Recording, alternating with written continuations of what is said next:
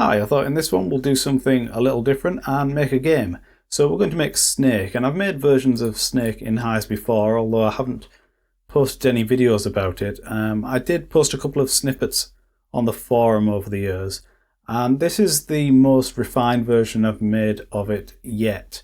And it's less than 150 lines of code, so it shouldn't take us too long, and it's pretty simple, but it lets us explore a few interesting aspects of writing programs in HISE and programming in general, and it's fun to play as well. So let's get on with it.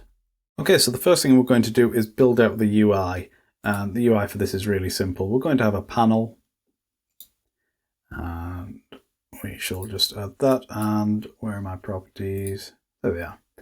Okay, and we're going to make this panel 500 by 500. And the UI is 600 by 600, so to center this, what's that, 50 we have to put this at? Yeah, 50 and 50. Okay, so that's going to be our game board, our canvas, the main area where the game takes place. For the background color, I'm just going to set a sort of dark gray. And for item color 1, this is going to be the color of the actual snake. So I'm going to go with a sort of green color. And for item color 2, this is going to be the color of the apple. So we'll go with a sort of red color here. Yeah, something like that. Then we need to name this panel. Let's name this PNL Canvas. Then the only other thing we need to add is a button, and this is going to be used to start or stop the game, or start or pause it. So we'll call this btn play pause.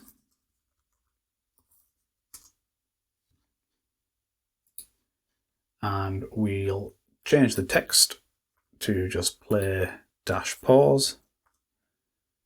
And we can turn off saving preset. And I think that's all we need to do for this one.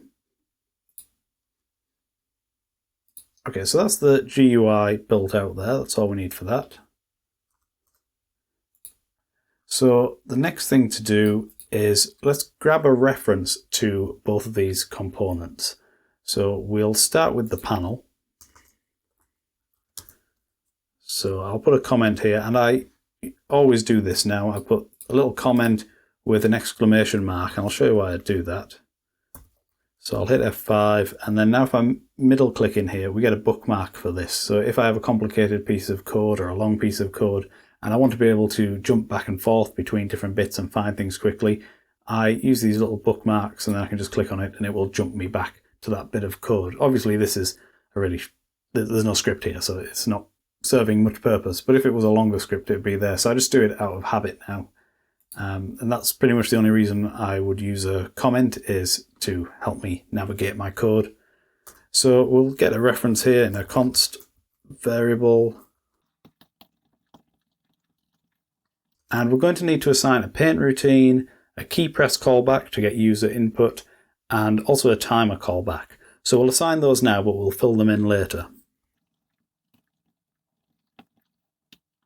So that's the paint routine, and the key press callback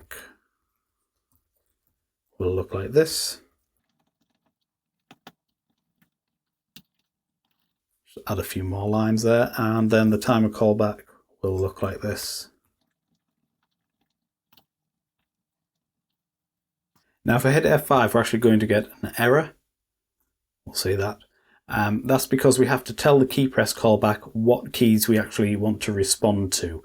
So we have to do that before we declare the key press callback, and we haven't done that, so let's do that now. So we're going to respond to the W, A, S and D keys. So those are going to be our input keys. So W is up, S is down, A is left, D is right. So we're going to write PNL canvas dot, and actually we can see here what the function is that we need. So it's this one here, set consumed key presses. So set consumed key presses. And then we have to pass, we can pass a few different things in, but we're going to pass an array with just the characters that we want to respond to. So W, A,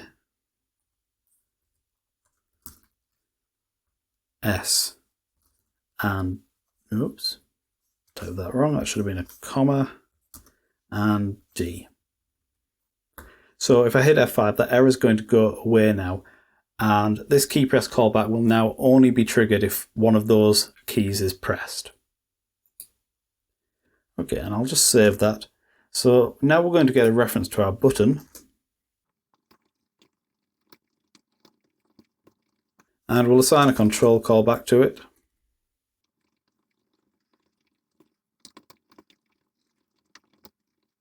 And all the play pause button is going to do is it's going to start or stop the timer. So that's the panel's timer. So we can fill that in now. So we can say if value, so if the button's on, then PNL canvas dot start timer. And we'll put 100 in there. This is going to control the game speed basically. So if you want the game to be faster, you can reduce that. If you want the game to be slower, you can increase it. And we could also add a knob to control that dynamically, but for now we'll just hard code it as 100. And then here we'll stop the timer. And we'll hit F5 there. Okay, so the next thing we're going to do is add some variables at the top of this script that we're going to use throughout the rest of the script. So we'll start with a const, and this is going to be called cell size. And we write it all uppercase because this is a fixed const that's not going to change at all throughout. It's just going to be a single value. So we can think of our game board as being split up into a grid, so with rows and columns, or individual cells is how I'm thinking of it. So a bit like a spreadsheet. So the game board is going to be made up of these individual cells, and that's how we're going to track how the snake is moving across the canvas and where the apple is placed and all that kind of thing. So the cell size just determines how small or how large those cells are. So if you want a really big snake, you can increase the cell size. If you want really small, you can reduce it. So we're just going to go with 20 for now, but we'll play around with that value and we'll see how that's going to change later on. So the next thing we need for now is a variable called snake. So this is going to be populated in a little while, and it's going to be an array that stores the segments, or stores the data of the segments that makes up the body and the head of the snake. And then we're going to need one called apple, and that's going to be an object that just stores the X and Y position of the apple. If we were going to have multiple apples, then we could make that an array as well, but we're just going to have one for today, so it's just going to be a single object. And then finally we need another object called direction, and we'll populate this now with the default values that it's going to have. And this is going to store the X and Y that the snake is currently traveling on. So at the beginning of the game, he's not going to be moving, that's why it's 0, 0. But if he was moving to the right, for example, then the X position would have a positive value, so maybe 10, so he's moving 10 pixels that way. Is this camera flipped or is that the right way around? If he's moving to the left, it's going to be a negative value. If he's moving up, the Y value will be negative, and if he's moving down, the Y value will be positive. So I've come back down to the timer callback of our canvas, and the way the game works is we're going to have what's called a game loop. So that's where, in this case is a timer, the timer just runs continuously, and that's our loop. And within that, we're going to check for changes from the user's input. So if they've pressed the W, A, S or D keys, and then we're going to see if those changes, if there are any, change the state of the game. So has the user, has the snake eaten the apple? Has the snake gone out of the bounds of the canvas? That kind of thing. And then if there are any changes, we're going to update the GUI. So that's what the game loop is, and that's where the main game stuff happens. It's just in this loop running through these different tasks. And we're not going to write it directly in the timer callback. We're going to have a function that we call from here. We'll just call it doGame. And we'll put this function right down here somewhere. We'll make a section called functions. And we'll declare our function doGame. And And we'll just put some comments in here just to give us a bit of structure so we can see what we're doing. So we're going to respond to user input. We're going to check for changes in the game state. And then we're going to update the GUI, which in this case, it just means re-rendering the canvas.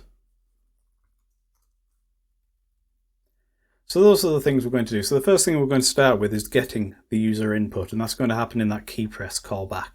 So when one of these keys is pressed, this callback will be triggered and this event parameter will be populated. So let's just have a look and see what's in there. So we'll do console.print trace event, and we can see what's in here. So I'm just going to I'm going to click on the canvas, which is here. We can't see it at the moment, obviously, because we've set a paint routine, which we haven't populated. But we can see just clicking on it, we get this is focus change thing. So the focus has changed. That also triggers a key press callback.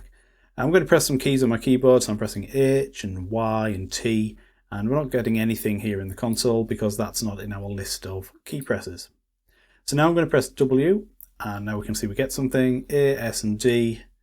And we can see in the description here, this section here, we'll see that changing. So as I press W, we can see it says W, and above it, it says key code 119, A is key code 97, S is key code 115, and D is key code 100. So the key codes are what we're going to use to determine which keys are pressed.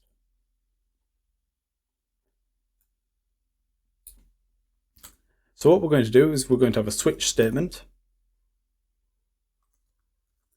And that's going to be on event.keycode. And we're going to check each case. So, oops, I hit F5 there. Well, let me just clear that out. There we go. So the first case will be 97, which I think that was A, wasn't it? So that is going to, what we're going to do here is we're going to set the direction. So the direction object here, we're going to set that based on the key that was pressed. So if A was pressed, that means we want the snake to move left on the screen, and the amount he's going to move is going to be 1 grid square, so 1 cell size unit, as we've defined it there. So it's going to be direction, and we can just actually just redeclare the whole object. So we can say direction X is going to be -1 grid square, so minus cell size, and Y is going to remain at 0. And then we shall have a break here. Now, because this is such a simple switch statement, we can actually just write this on one line. So we'll just remove the extra line breaks there. There's no problem with that. It just keeps it nice and simple. Okay, so I'm going to duplicate this now 3 more times for the other key presses. And I'll put them in number order, so we'll have 100, which was D. We'll have 115, which was S, and 119, which is W. So then we just have to update these. So this is the D, so we'll just have the X in a positive value, so he's going right. For the A, is this one the A? Yeah, this is A. So he's going to go, no, this is the S, isn't it? Yeah, so for the S, he's going to go down the screen. So Y is going to be cell size. And for the W, he's going to go up the screen. So X will be 0 and Y will be minus cell size. Okay, let's print this to the console so we can actually see it to make sure the result is good. So we'll do console.print event.description. And then we shall print out the X and the Y.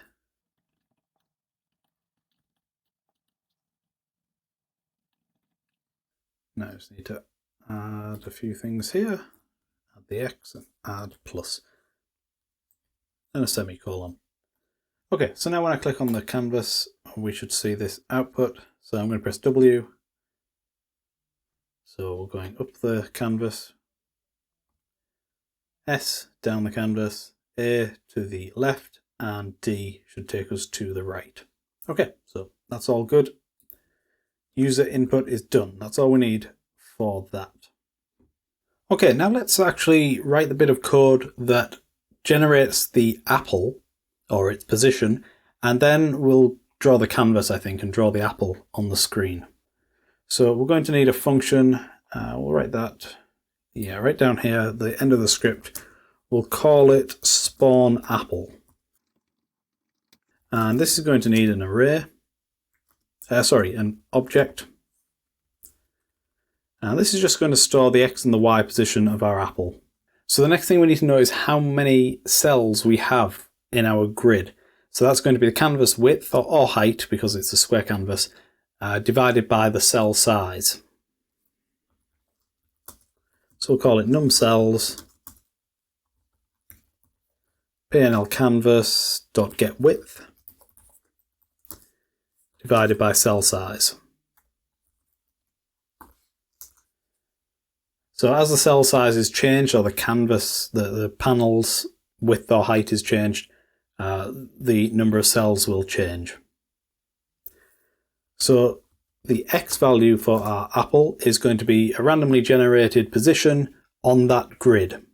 So it's going to be math.floor to make sure it's rounded down to a solid value, and then it's going to be math.random, so a random number between 0 and 1. That's what that's going to generate, which we're going to then multiply by the number of cells, and then we're going to, what are we going to do? We're going to multiply that whole thing by the cell size. So by doing it this way, it generates a random number somewhere on the grid, but it locks it to the cell size so that we're not going to get it covering like half of one grid and half of another grid, because if that happened, chaos would ensue. So it's going to make sure that it's locked into each of these little grid cells. And these grid cells, which I keep referring to, they're sort of conceptual. We're not actually going to draw a grid. They're just it's just a way of dividing up the panel to make sure everything has a sort of known position. Okay, so the Y is going to be exactly the same actually. So let me just copy this. The Y is just going to be another value, another random value on the grid.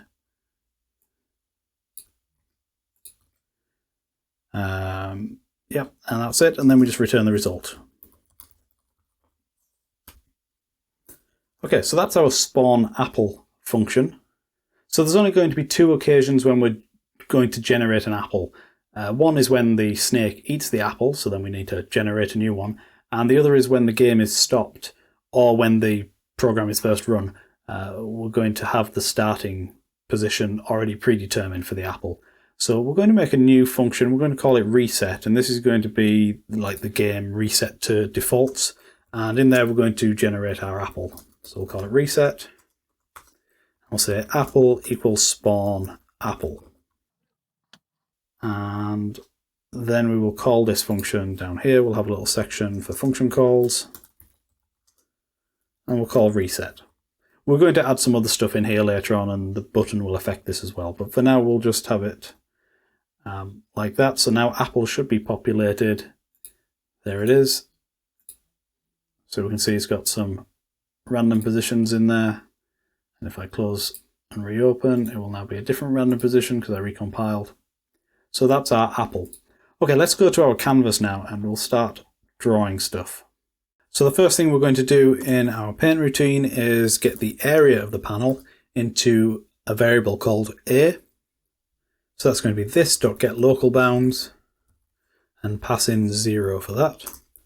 And then we're going to set the color that we're going to paint with to the panel's background color, which we set earlier. And then we're going to fill a rounded rectangle that's the full size of the panel. And for the corner data, we're just interested in the rounding of the corners. So we'll use the panel's border radius property. We could also put a hard-coded value here, but I like to use component properties when possible. So there it is, and that border radius property defaults to 6. Let's change that to 10. And I just want to make this a little darker. Hit compile. Yeah, so there's our canvas there. Okay, so the next thing to do is check if we have an apple, and if we do, we're going to paint it on the panel. So we'll say if is defined, oh actually we'll do the opposite, we'll say if not is defined apple. So if the apple hasn't been defined yet, or the apple's x position is less than 0, or the apple's y position is less than 0, then we will return. So we're not going to do anything if there is no apple to paint. We're just going to exit the function at this point. But assuming there is something, then we'll get to this point and we can draw our apple. So we'll do g.setColor. This.get item color 2, which is what we're using for the apple. And then we'll do g.fill.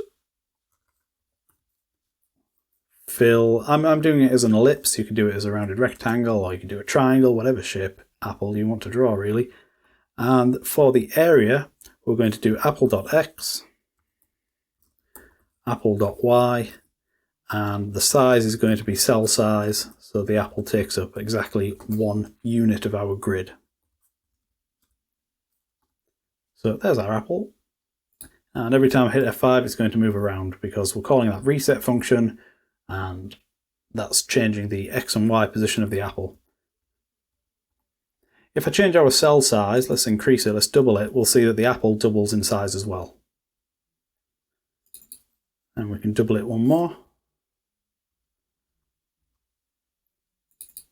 So that is working nicely. Right, the next thing to do is actually to create the star of the show, our snake. And we've got our snake variable here, which doesn't actually have anything in it. And we're going to go down to that reset function, which is where we're going to initialize the first segment of the snake. So the snake is an array, and each segment of the snake is going to be an object in the array, and that object just has an x and y position. So you can think of it like the apple. You can think of the snake as being a collection of apples. It's a collection of objects, each with an x and y position. And at the start of the game, in the reset phase, it's just going to have one segment, which is going to be, we can think of it as the head, but it's just one segment. We could give him 2 segments to start with if we wanted to, but we'll start with 1. So at this point, the snake is going to be equal to an array with an object, and it's going to have an x position. Don't know what it is yet. We'll put question mark, and he's going to have a y position, and again we'll put a question mark. So that is how the snake is going to start off. So now we need to do a little calculation to figure out what the x and y is going to be. So what I want to do, we could do it like with the apple and make it random, but I like to have him start in the center. So we just need to do a calculation that calculates the center of the canvas and then make sure the value is locked to one of those grid squares. So it's going to be similar to what we did with the apple. So we'll declare these variables here. So I'll have start x, which is going to be the start of the x position, and that's going to be equal to math.floor, so we're rounding the value down. Then it's going to be pnl canvas.getWidth. Then we divide it by 2 to get the center of the canvas. And then we divide this by the cell size. And I've just realized I'm missing parentheses there, so I'll just put that in at the beginning. So we'll close that. And then we multiply this by the cell size. Now our grid is square, so we could use the same value for both the x and the y, but let's do a separate one for the y, just in case we wanted to have a non-square grid. Of course, you would need to do the same thing for the apple as well in that case, but we'll put it in here. So we'll have a y, so instead of get width, this would be get height, but everything else would be remaining the same. Okay, so now we know what our values are. So the snake starts at start x and start y. So I hit F5, everything seems okay. We can go back up to our paint routine now and we can draw the snake. So we're going to do it before we draw the apple. So we'll do it in this section here. So the snake is an array and we want to draw all of the segments in the array. So we're going to have to loop over the array. So it's going to be for I equals 0. I is less than snake.length. I++. And the first thing to do is set the color. So do g.setColor, and we're going to use colors.withAlpha here. And we're going to use this.get item color. That's the one we're using for the snake. And for the alpha, what we're going to do is we're going to have the first segment be the head, and that's going to have the full brightness, and then all subsequent segments are going to have their opacity turned down a bit, so they just look a bit different to the head. So we'll say if I equals 0, so the first segment, then we'll have an opacity of 1, otherwise we'll have an opacity of 0.5.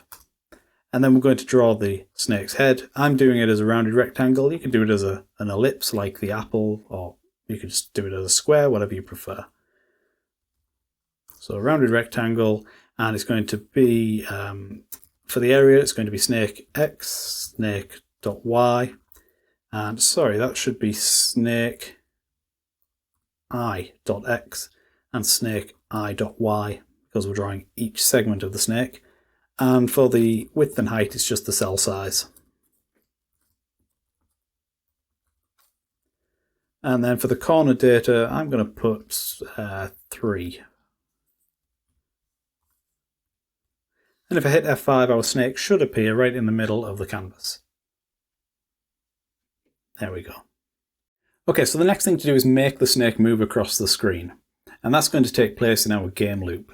So we go down to here. Okay, so to give the impression that our snake is moving across the screen, we're going to use the direction based on the user's input. So we're responding to the input, and depending on what the direction is, we're going to add a new head to the snake. So we're going to add a segment at the beginning of the snake's array, and then we're going to remove one from his tail. So that will make it look like he's moving across the screen.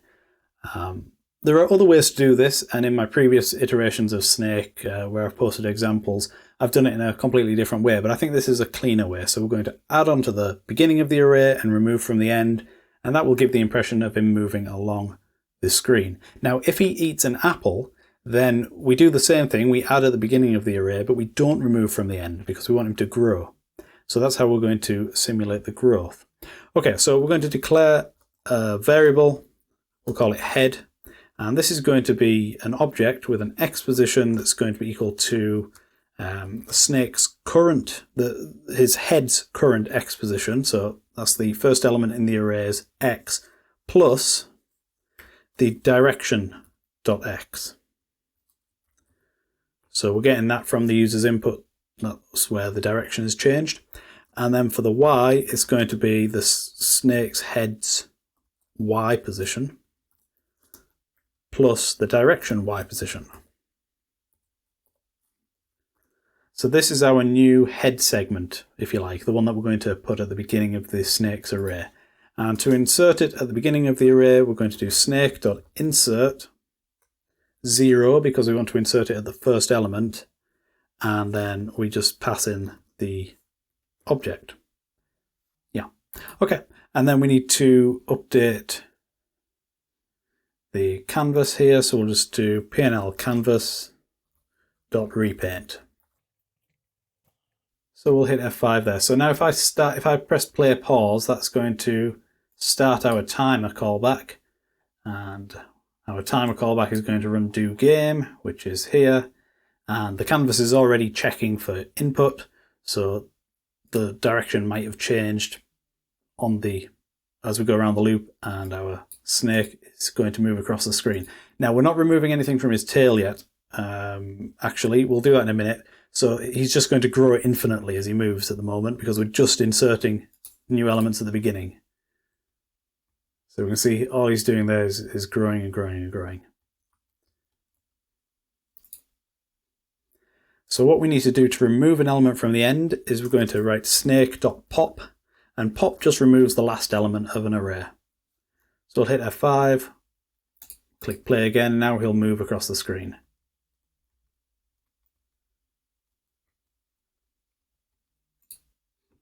Okay, so now we need to check if he's eaten an apple.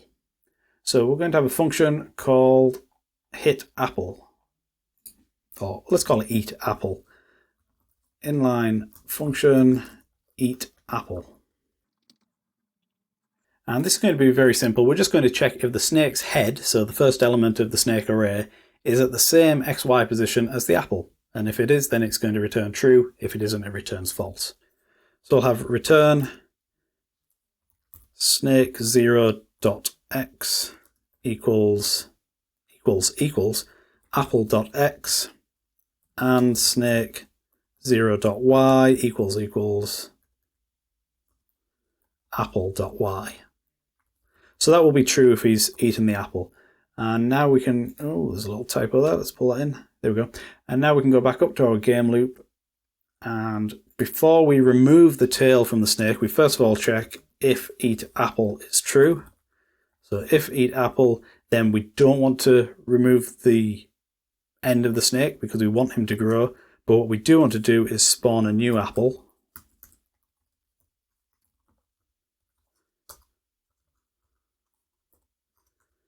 But if he hasn't eaten the apple, so else, then we do want to remove his tail so that it doesn't look like he's growing. Okay, so we'll click compile, we'll click play, and now we should have the basic functionality of snake.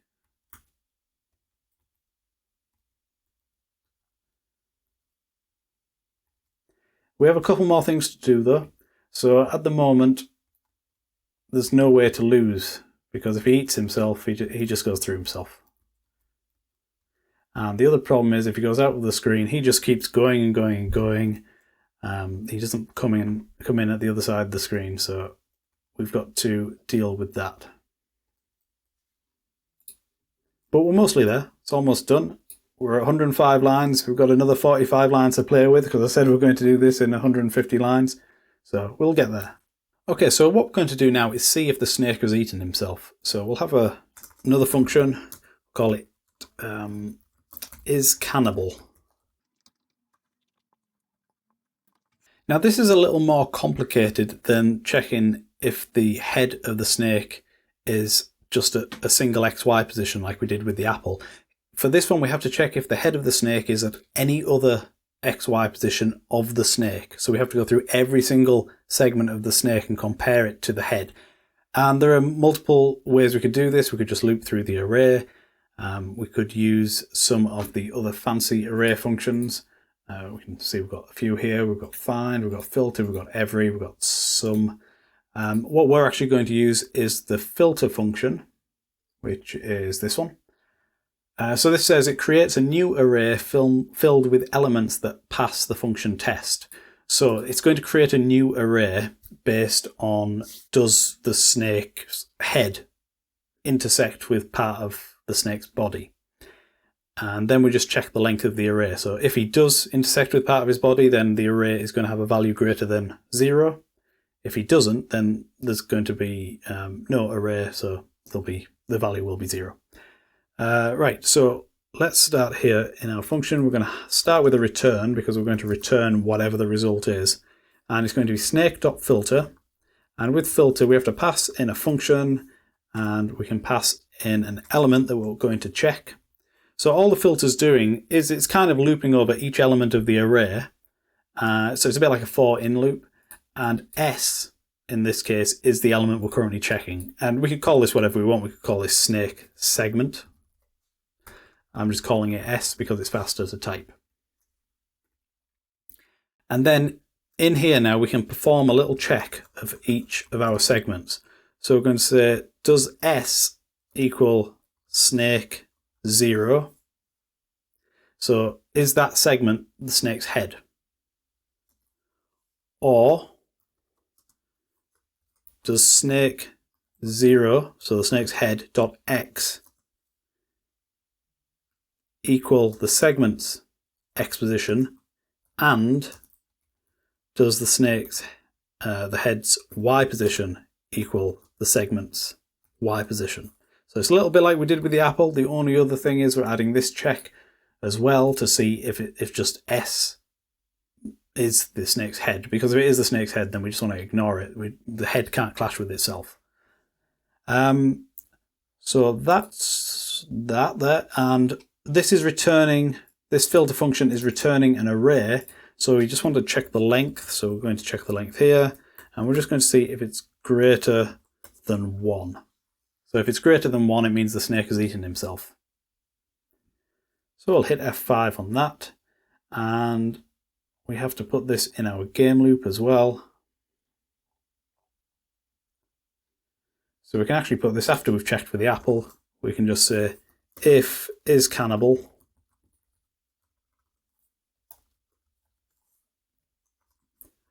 we will output a message to the console,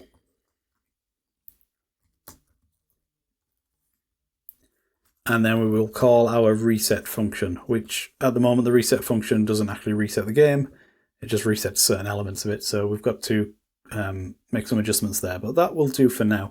You could of course make this fancier and have a pop-up that says game over, would you like to restart, that kind of thing, but just to keep it simple, we'll print to the console. Right, so now he should be able to, it should end the game if he eats himself. And that will include, if I'm going in a straight line and then I press in the opposite direction, that will include him eating himself as well. You can see that it reset. But we need to make it so the game actually stops when it resets.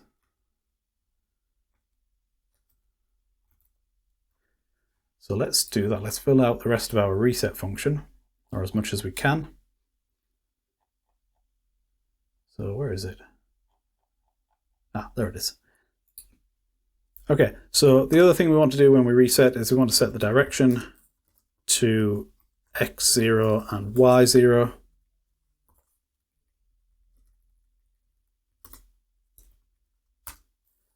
We want to turn off the pause play button. I'll call it play pause. So we'll set that to 0. And we want to stop the timer. So that is the reset action taken care of. So now if I eat a bit of apple, and then, oh, he's going fast, and then I go back on myself, it resets and it stops. The other thing we can do there, we can play with the timer for a moment. So we've got it set to 100. If we set it to 50, that should be double the speed. So this is a way, if you wanted to, well, that's really difficult. If you wanted to add like increasing levels of difficulty, you could make the timer increase every time he eats an apple or 5 apples or whatever. So that's one way to add a bit more, make the game a bit more dynamic. The other thing you can do to like speed up the game or to add difficulty levels is increase the cell size.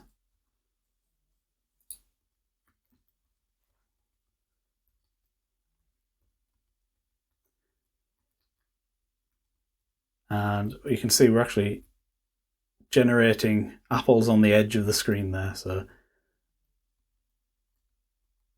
I think to avoid that, we have to make sure that the cell size is a multiple of the width and height of the canvas. Right, so the last thing to do is just have it when he goes out one side of the screen, we have him come back in at the other side. So to do that, we'll have after our, I'm just going to remove that, move that comment here.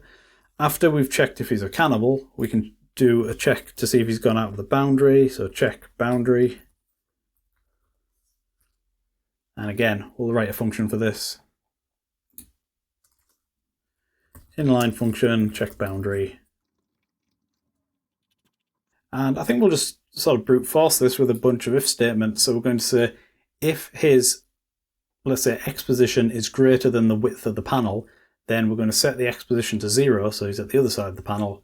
And if it's less than 0, then we'll set the x position to the width of the panel. Yeah, that should work. So we'll say if snake 0, oh, I can't type today, snake 0, so that's his head, dot x is greater than the canvas's width, then we're going to return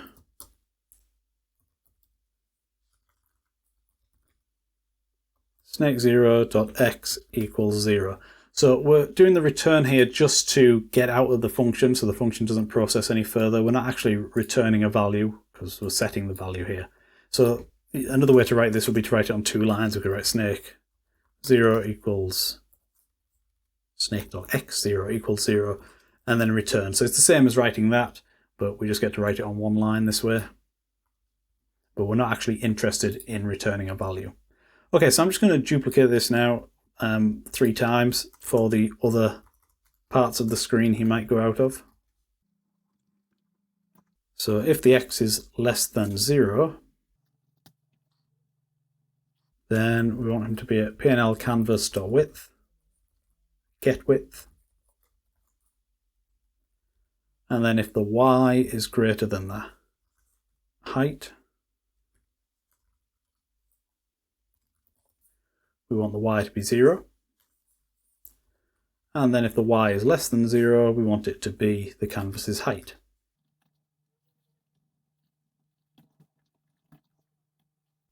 Okay, got a little typo there.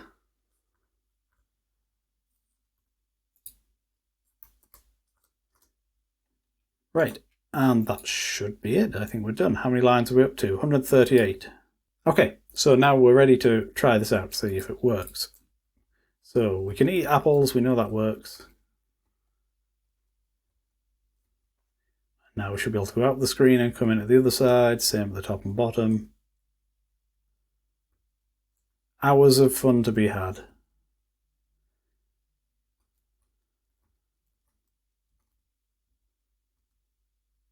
Right, well, game over. So that's it. We've done it in 138 lines of code, not bad, and we've got a few comments in there, and there's probably a few other optimizations we could make. So I think it's all been fairly straightforward. Probably the only thing that might be slightly unusual is the filter function that we're using here, but really you can just think of that as a fancy loop that generates a new array. I recommend you check out some of these array functions. The other one I forgot to mention earlier was map. That's a really useful one. That can save a lot of time, or at least a lot of lines of code when doing complicated array manipulations. Okay, so as always, I'll post the snippet for this on Patreon, and if you've got any questions or comments, leave them below the video, and I'll get back to you as soon as I can. Thank you for joining me, and I'll see you next time.